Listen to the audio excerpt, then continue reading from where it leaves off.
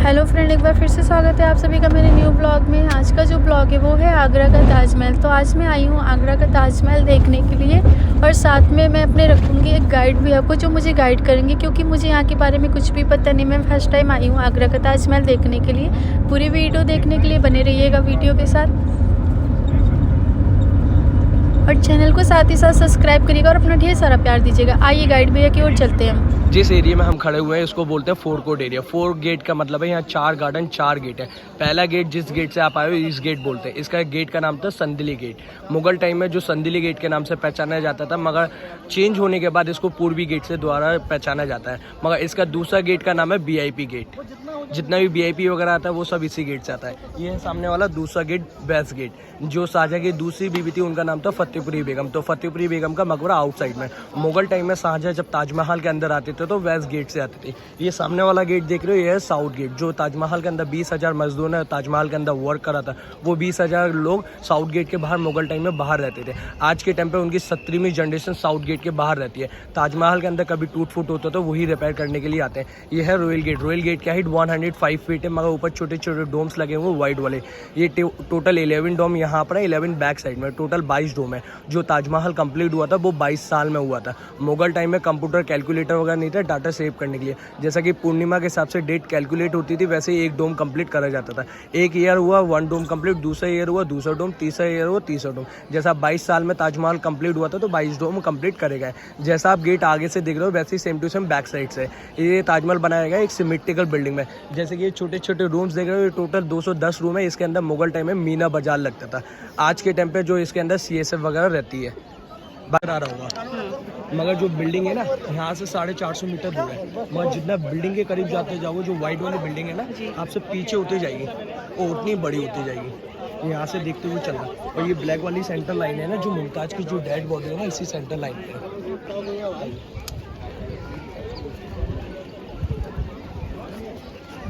तो फ्रेंड आगे अंदर जाके मैं आप सभी को आगे का ब्लॉगिंग प्लीज कम।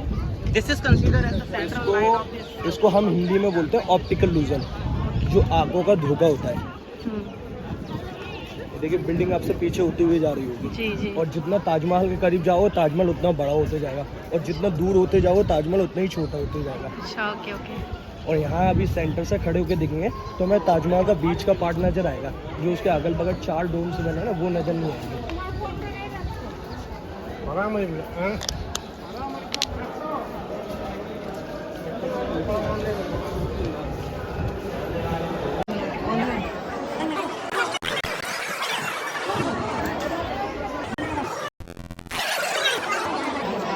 सब VIP चेयर है। 1992 में लेडी डायना उन्होंने VIP चेयर पर फोटो कराया था।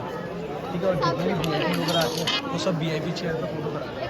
यहाँ से आपको ताजमहल है ना एक वॉलपेपर नजर आ रहा होगा। वही वॉलपेपर नहीं है, ताजमहल नेचुरलिटी है। ताजमहल के पीछे ना कोई बैकग्राउंड नहीं है। जैसे बादल के कलर चेंज होते हैं ऐसे ही उस ताजमहल का कलर चेंज होता है। इफेक्ट जाते जा रहे हैं। ताजमहल आपसे दूर होते जा रहा है। ताजमहल की हाइट है नीचे से लेकर ऊपर तक की 243 फीट। मगर ऊपर जो ब्लैक कलर का चांद बना हुआ है उसकी 31 फीट हाइट है। मगर आपको यहाँ से छोटा लग रहा होगा, इसकी हाइट आपको है ना क्या नाम है, इसकी लग रही होगी आपको 11, 12, 13 फीट हाइट, मगर इसकी 31 फीट हाइट है। मगर जो मुगल टाइम में ना इसके अंदर गोल्ड का लगा था, मगर अभी जो लगा है इसके अंदर ब्रास का लगा हुआ है। और जो वाइट पिलर देख रहे हो इसकी हाइट है 172 फीट। मगर पिलर आपको स्ट्रेट नजर आ रहे होंगे, मगर स्ट्रेट नहीं, हल्के से टेढ़े हैं। कभी ये तूफान भूकंप वगैरह सुनामी वगैरह आए ना तो ये पिलर ये बिल्डिंग के ऊपर नहीं गिरेंगे, आउटसाइड में गिरेंगे। तो ये पिलर डैमेज हो गए तो बिल्डिंग दोबारा नहीं बन पाएगी, और पिलर डैमेज हो गए दोबारा रिपेयर हो जाएंगे पिलर। क्लोज कर दो। तो बीच में गाइड भैया को मैं रोक के अपना फ़ोटोशूट कराने लगती हूँ। तो मैंने कहा चलो कुछ नौटंकी कर लेते हैं, यहाँ पे भी कुछ मस्ती कर लेते हैं। तो फाइनली मैं अपना फ़ोटोशूट कराने के लिए खड़ी हो जाती हूँ फोटोग्राफिक भैया के साथ। कैसी लग रही बताना आप सब। जैसे कि मैंने आपको जो चांद बताया था, चांद की जो हाइट थी वो 31 फीट हाइट है। मगर अभी जो चांद लगा हुआ है ये ब्रास का लगा हुआ है, मगर मुगल टाइम में इसके अंदर गोल्ड का लगाया गया था। तो अभी जो ब्रास का है ना वो अभी लगा हुआ है। जो पिलर की हाइट है इसकी 172 फीट हाइट है, मगर पिलर आपको स्ट्रेट नजर आ रहा है, हमारे स्ट्रेट नहीं हल्के से टेढ़े है। बाई चांस ये तूफान वगैरह भूकंप वगैरह सुनामी वगैरह है ना तो ये पिलर बिल्डिंग के ऊपर ना गिरे, आउटसाइड में गिरे। बिल्डिंग जो बना है वो 17 साल में बना है। ये ताजमहल की जो बिल्डिंग है ये सिमेट्रिकल बिल्डिंग बिल्डिंग है, आप जहाँ से दिखेंगे आपको सिमेट्रिकल सेम नज़र आएगा, कुछ अलग नज़र नहीं आएगा।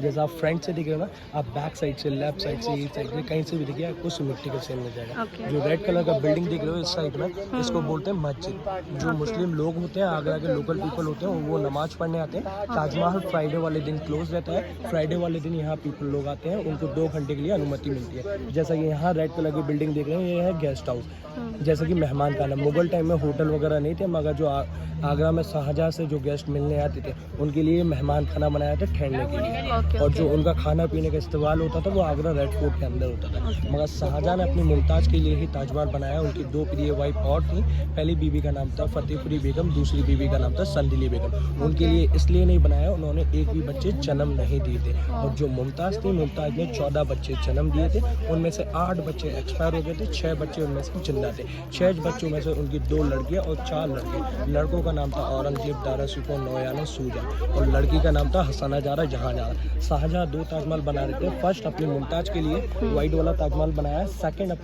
अपने लिए बना रहे थे ब्लैक ताजमहल। वो बैक साइड में बना रहे थे बिहाइंड में, मगर वो ब्लैक ताजमहल नहीं बन पाया। जो शाहजहाँ का औरंगजेब लड़का था उसने ब्लैक ताजमहल बनने नहीं दिया। शाहजहाँ ने मुगल टाइम में इसके अंदर 4 मिलियन करोड़ रुपया इसमें खर्च करा था, 450 करोड़ इसमें ताजमहल में पैसा लगाया था। मगर जो ताजमहल ब्लैक वाला बन रहा था वो 3 गुना रेट में बन रहा था। ये वाइट वाला मार्बल जो लगा हुआ है मकराना राजस्थान से आया था, और जो ब्लैक कलर की लाइनिंग में देख रहे होंगे आपको ये पेंटिंग नज़र आ रहा होगा, मैं ये ब्लैक ऑनिक्स है जो अफगानिस्तान से आया था। और जो रेड ग्रीन ब्लू कलर के फ्लावर देख रहे हैं ये सब अलग अलग कंट्री से आए थे।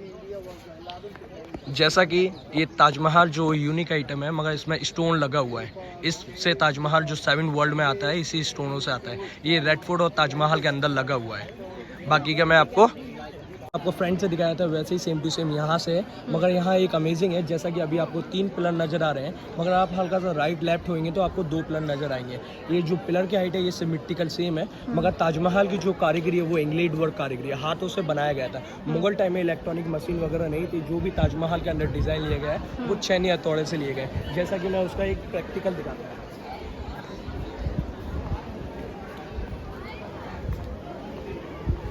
जैसे कि ये मोटे मोटे मार्बल होते थे बड़े बड़े, मगर इसके अंदर कटिंग करके ये मार्बल को फिक्स कराया जाता था। ये रेड वाला मार्बल है जो फतेहपुर सिकरी से आया था। ये ब्लैक वाला मार्बल है जो अफगानिस्तान से आया था। वाइट वाला मार्बल है ये मकराना राजस्थान से आया था। मगर इसमें कुछ ऐसे स्टोन लगे हुए हैं जो बाहर की कंट्री से आए थे। जहाँ शाहजहाँ ब्लैक ताजमहल का बना रहे थे वो ब्लैक मार्बल से बना रहे थे, वो अफगानिस्तान से आता था। तो इसीलिए शाहजहाँ का जो लड़का था औरंगजेब, उसने क्या नाम है मना कर दिया। उनकी क्या नाम है जो बिसिस थी उनको क्या करा, जो आगरा में रेड फोर्ट के अंदर शाहजहाँ को कैद कर दिया गया, क्या नाम है होम स्काउट में। तो उसको कैद करने के बाद शाहजहाँ को मुमताज़ की याद आने लगी, तो शाहजहाँ ने अपनी बेटी को बुलाया और बेटी से अपनी 2 शर्तें पूरी करने के लिए बोला था।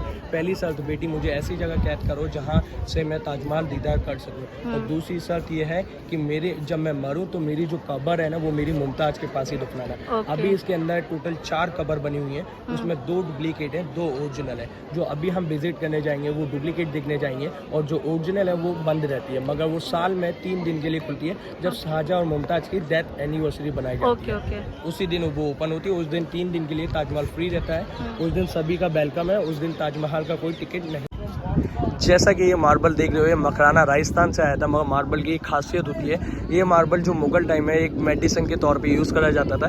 जैसे कि किसी को फीवर वगैरह होता था तो ये मार्बल ये माथे पे लगाया जाता था, मगर ये फीवर से क्या नाम है इस मार्बल से फीवर कम भी होता था। हाँ, ये वाला ये रेड वाले फ्लावर के अंदर जो वाइट वाले मार्बल लगे हुए चमेली के फ्लावर का डिज़ाइन है, ये सब अलग अलग जंगल के अंदर से डिज़ाइन लिए गए थे। जैसा कि ये रॉयल गेट है सामने वाला, और इसके अंदर गार्डन की जो खूबसूरती बनाई गई है वो अमेजिंग बनाई गई है। जैसा कि अभी हम जा रहे हैं शाहजहाँ मुमताज़ का मकबरा देखने जा रहे हैं, उसका दीदार करने जा रहे हैं। मगर अंदर जैसा कि हम वाइट बिल्डिंग के ऊपर जाएंगे तो वहाँ शूज़ कवर अलाउड नहीं होता है, तो यहाँ हमें शूज़ कवर पहनना पड़ेगा। ये बाहर से परचेज़ करना पड़ेगा, और यहाँ से हम परचेज़ करते हैं तो फ्री मिलता है। ताजमहल के अंदर जाने लगे हुए हैं, तो ताजमहल के अंदर मकबरा देखने जाएंगे तो उसके अंदर वीडियोस बनाना अलाउड नहीं है। जैसे कि ताजमहल की खूबसूरती देखिए, ये सब अलग ही व्यू नज़र आएगा। फील हो रहा है कि मैं सोची भी नहीं थी कि मैं ताजमहल आऊँगी कभी घूमने के लिए, तो मैंने ताजमहल भी फाइनली घूम लिया है। तो आप सब देख सकते हो यहाँ का व्यू कितना अच्छा है।